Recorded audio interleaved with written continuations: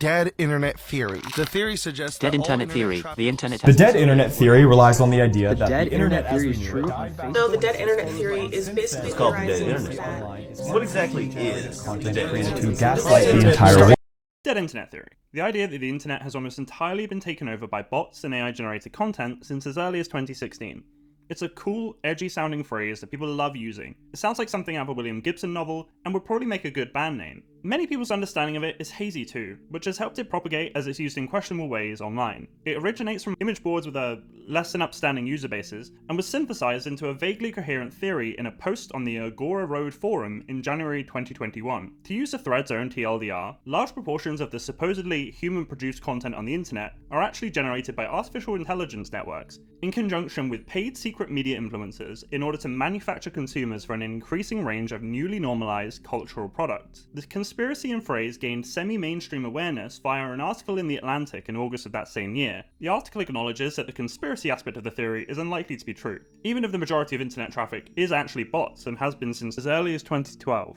But the author, Caitlin Tiffany, does see some truth to the idea that the internet has become bland and repetitive, pointing to online discourse that gives her deja vu, such as memes fading in and out of popularity or celebrity couple drama, or celebrities publicly apologizing for problematic behavior. In the years since though, dead internet theory has felt more relevant than ever, as AI has become extremely accessible and powerful. Facebook AI bots are a prime example of this, producing increasingly bizarre images that receive massive amounts of engagement and even seem to feed off each other. Another example is the proliferation of AI-generated content in Google results, search engine optimized to appear near the top of the page and burying anything written by humans. But what if it's not just bots causing this rot? What if there's a very human rot that has become pervasive too? Content that can be more mundane or more disturbing, without any elaborate conspiracy driving it, just desperation and greed. Let's get into it.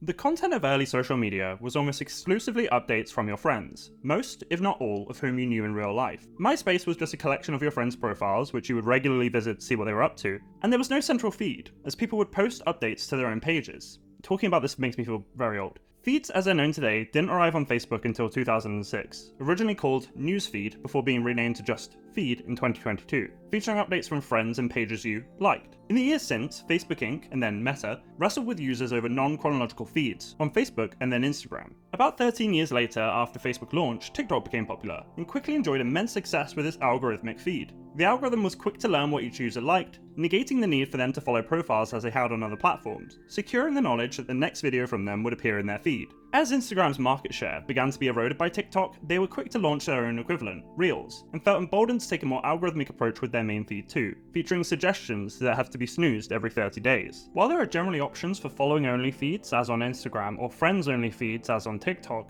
there is deliberate friction to steer users away from these. Whether users have been conditioned to accept what's served up, or tech companies are just giving us what we want, I'll leave that up to you. But many, if not most, users do not go out of their way to switch to chronological or following-only feeds, and aren't concerned with the origin of the content in their feed. Meme pages are a prime example of this. They often don't create their own memes and just repost ones that their owners have found, often without credit. For many users, these repost accounts comprise most of their feed, a sharp contrast to 15-ish years prior, when most feeds were populated with updates from friends. This is the context in which I hate texting happened. A phenomenon of bots posting variations of this phrase to high levels of engagement on Twitter. This reignited discussions on Twitter about dead internet theory.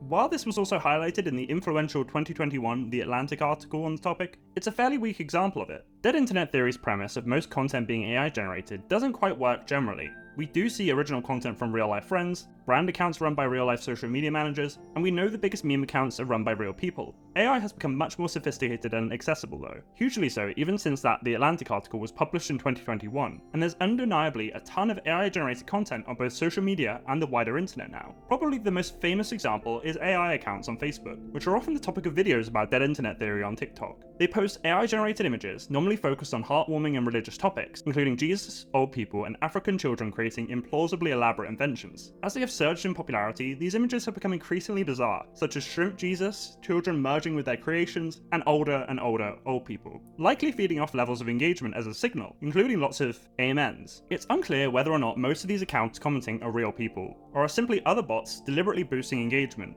but many people have recounted anecdotal experiences of relatives who fall for the pictures, as described in a preprint paper from Stanford, How Spammers, Scammers, and Creators Leverage AI-Generated Images on Facebook for Audience Growth. Researchers describe apparent motivations such as driving people to off-platform websites, selling products, and building bigger followings. Another example is the AI-generated articles that have flooded Google results, efficiently optimized to index highly by following the rules of Google's ranking logic. These articles are often convoluted, designed to maximize the size of the page so they can fit more ads on them, while including many of the keywords that help pages perform well. There's also the possibility that the models used by these websites are being poisoned by being trained on AI-generated data, creating a cyclical regurgitation and degradation in the quality of content. Google has taken steps to downrank these websites, and they may be redundant with the advent of Google's AI overviews anyway. However, these AI overviews aren't immune from this kind of regurgitation either. In May 2024, Google signed a deal with Reddit to use its posts as training data for its AI models. An attractive proposition, given that Google is often used as a search engine for Reddit, which many consider to be a go-to source of reliable information. However, brands have recognized the value of Reddit's reputation and begun to insert themselves into these seemingly organic discussions, even using AI to make these posts too, through tools such as BuzzGenius AI, which promises to recommend your business in conversations naturally on social media to simulate word-of-mouth growth. One example on their website is an AI comment recommending a debt relief program, debtfreedomnow.org, via a seemingly organic contribution to a thread. The account that posted this has now been suspended. Given that Google's AI overviews have already proven themselves to struggle with identifying satire, it seems unlikely that they'll be effective at filtering out these inorganic contributions. This does all seem unsettling and nefarious, but does it point to an elaborate conspiracy by unknown actors? Probably not, but dead internet theory or not, there is a rot taking place in the information we consume online, and AI isn't solely responsible for this. Nowhere is this clearer than in creative expression, which seems to be both thriving and collapsing at the same time. Let me explain. To state the obvious, remixing is at the heart of internet culture. The idea of putting your own spin on existing ideas and art to build on the ideas of others and contribute to humanity's shared cultural wealth. The internet connected us in previously unimaginable ways, and it's hard to overstate the impact of this. To use YouTube as a convenient starting point, mashups and parodies were an essential part of its early years, made possible by the doctrine of fair use, which allows for the reuse of copyrighted works for creative expression and commentary, with some restrictions. By the mid-2010s, there was arguably a lull in creativity on YouTube in particular, as reaction videos became prevalent, particularly those that added little value to the original work. And despite the incredible creativity and humour that Vine hosted, with compilations remaining popular on TikTok to this day, and users even commenting when a shorter TikTok reminds them of Vine, it was unable to draw the advertising revenue necessary to sustain itself, and shuttered operations in 2016. Despite hosting short-form videos since 2013, and even taking a crack at longer-form video in the form of the short-lived IGTV, Instagram wasn't able to make it work with the same success as TikTok later would.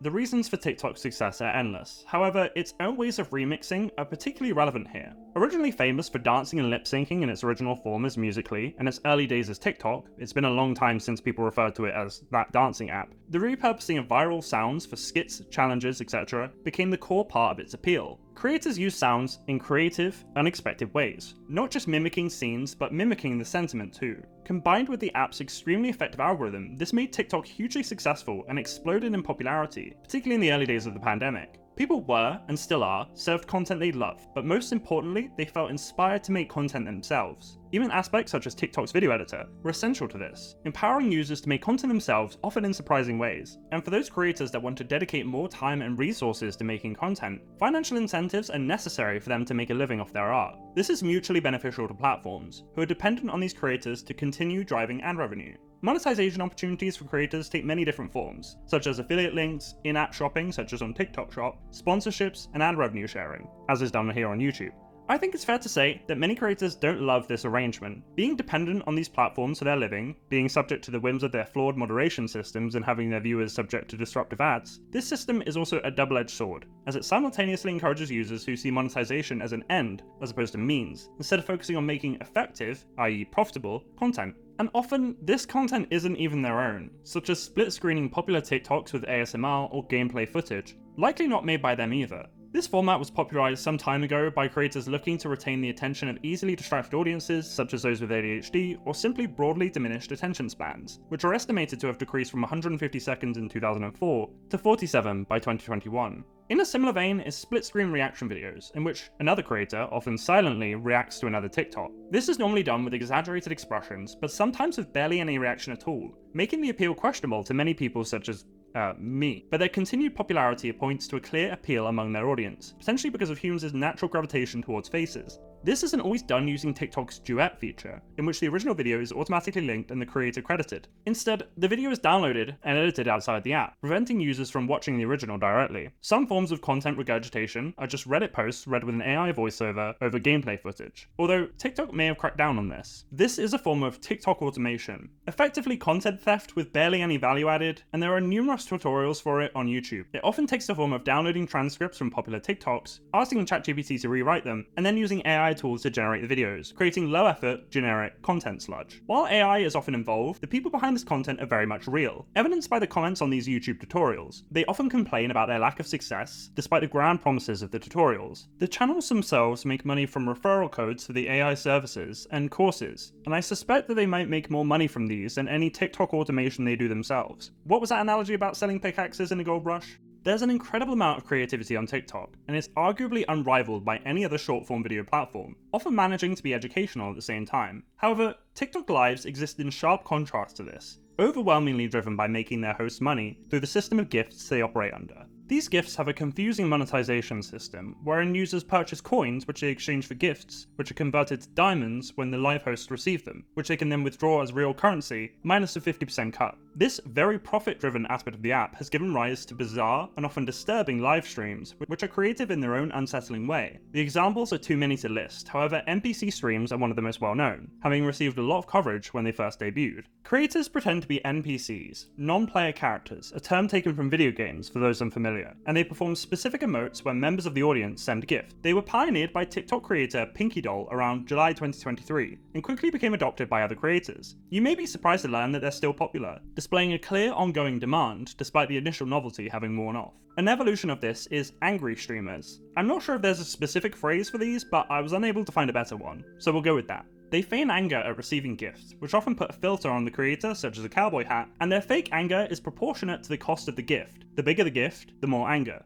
One such example is Pinky Urge, who pretends to be a teacher, hosting a fictional class that is disrupted by the gift. The audience is likely young people, maybe still in school, relishing in the anger of someone symbolic of their real-life teachers. Her popularity has been the inspiration for other streamers to adopt a similar character, hosting their own fictional classrooms, albeit with less success. TikTok battles exist in a similar vein, wherein creators battle for the most gifts from their audience. They do very little to earn these gifts, often doing little more than giving shoutouts, but audience members get the enjoyment of individual recognition and a sort of misguided feeling of being involved. However, these do sometimes have a political edge, with the Gaza war being one such recent example, with creators battling on each side of the conflict. The creators likely aren't doing this for political ends, merely leveraging political tensions for monetary gain only. The theft of content even takes place on TikTok Live too, with one example I repeatedly came across being a creator called Papa Carol, or more specifically, the numerous fake accounts pretending to be him. The original creator is an elderly man who, with the assistance of his daughter, streams himself singing and playing guitar, normally country music. However, many fake accounts impersonate him,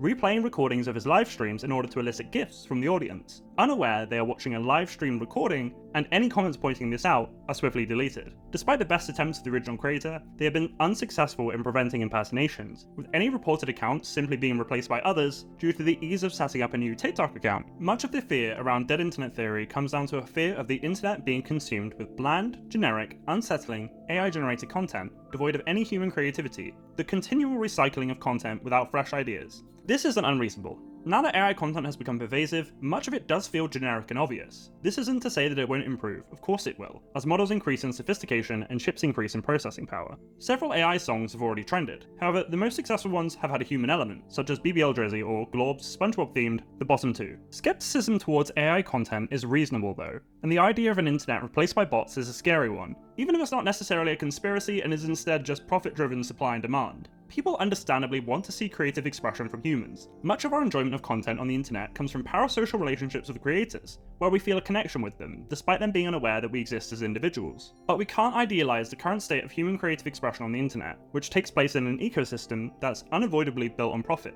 While it funds the passions of many talented creators, it's also incentivizing a race to the bottom, producing content that's either disturbing or mundane, or a combination of the two. And it's often the content that is entirely human-generated that best symbolizes the rot of internet culture. Dead internet theory is the idea that bots will degrade the internet, but we're doing a pretty damn good job of that ourselves. Thanks for watching. I hope you enjoyed this video. What do you think about dead internet theory? Is it paranoia from people who don't understand AI, or is it a serious threat to human creative expression? Drop a like and hit the subscribe button if you want to see more. I release a new video every couple of weeks. Until next time, see ya.